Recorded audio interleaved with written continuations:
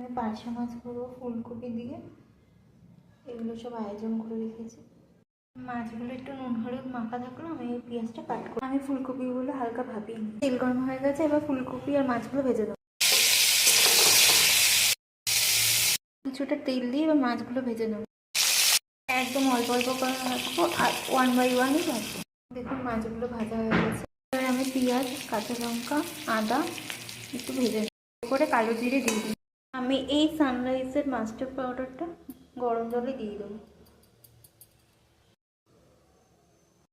এর মধ্যে কিছুটা লবণ, হলুদ গুঁড়ো, কাশ্মীরি লঙ্কার গুঁড়ো, ধনে গুঁড়ো আর জিরে গুঁড়ো, এই মশলাটা রেডি করে রাখলাম। এই মশলাটা দিয়ে দেবো।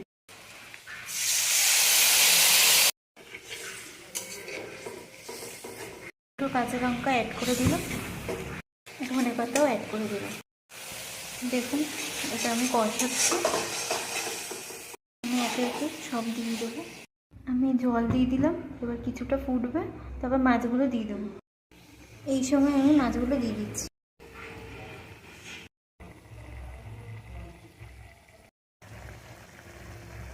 দেখুন তরকারিটা হয়ে গেছে, এবার গ্যাসটা অফ করে দেবো।